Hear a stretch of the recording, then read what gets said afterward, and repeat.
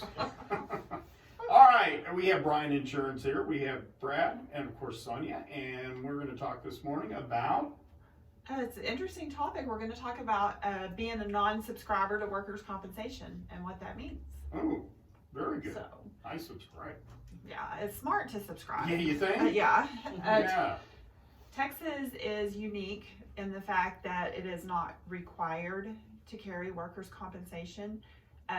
Depending on the size of your business, if you're going to not subscribe to it, if you're not going to carry it, there are procedures you have to go through. You have to notify your employees and hang a sign up and file as a non-subscriber. But it is possible, unlike the other 49 states. Yeah, and then there's those weird 5 ones that are just odd too. So, but no, Texas is you don't have to have it, but it's for the Well, best. that's pretty risky. Oh, it's very risky. Yeah.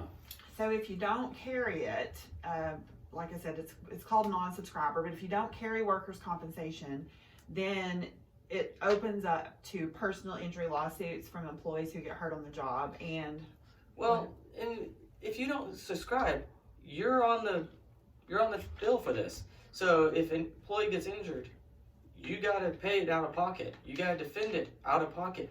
You have to hire the lawyers. You gotta go to the court, and it's all on you. But there are some defenses if you decide to go that route. Okay. And one of them is called contributory negligence. contributory negligence. And that basically means that the employee himself contributed to the injury that he abstained. So that is one defense you have. How do you prove that, the employee did it? Another one is the assumption of risk, which is basically, I took this job, I knew it was dangerous, so it's my fault, or partially my fault. So That's what Rick does here every day. He assumes risk. Oh, Yeah. yeah. You should have seen him in the stands. Exactly. With 3 Yeah. handfuls of equipment. Yeah, I was my bifocals don't focal too well in those stairwells.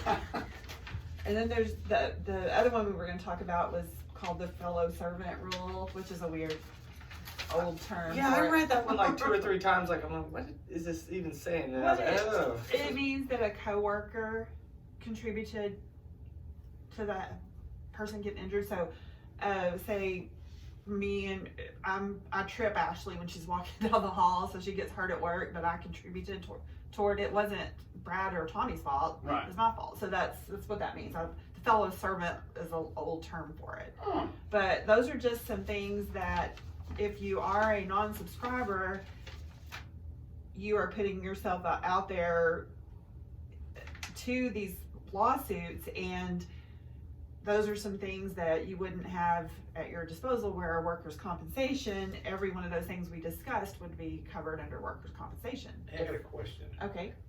Let's say you've got a business that has a little more high risk than other businesses. Are the rates different for those situations, or are they basically the same across the No, board? there's a thing called a class code that you start off with. Mm-hmm. So clerical, pretend like it's rated based on payroll. So clerical is 34 cents per $100 payroll. Then you got truck drivers, what, $25 per, Yeah, That's what I was wondering, if more high risk the job, if the... Oh, yeah. Yes. Yeah, it starts off there, and then there's other factors and things, but yes, the rate is higher depending upon the danger of the job. And actually, honestly, it's the number of claims historically that are paid under those class codes. Because some jobs you're thinking, that doesn't sound dangerous, and they have a higher rate, but it's because historically those type of people that do those jobs get hurt. So Do y'all find that most of the stuff is human error, or is it stuff that happens at offices? I mean, or businesses? I think a lot of times it is human error, or just something slips, and we see a lot of, and we don't, there's all kinds of workers' comp claims. A lot of people hurt their back lifting things, maybe lifted it improperly, kind of thing. Trying to think of some other recent claims examples. I always like the ones that we had at our office. Oh yeah. The infected tongue by licking an envelope. Yeah. Oh. Oh, paper cut and Yep. it got bad? Yes. Yeah, I can see that. That sounds honestly gross. Yeah. Or the one that spun around in her chair and hit the open filing cabinet, Yep. split kneecap. Oh, goodness. None of those were me, just to be Oh. clear, yeah. But, you know, workers' comp protects you much better, and the workers' comp law is very strong in Texas. It makes it very difficult. It happens, but it's very difficult for an injured employee to cheat the system, or maybe a not really injured employee wants to ride workers' comp. It's really doesn't pay off that well.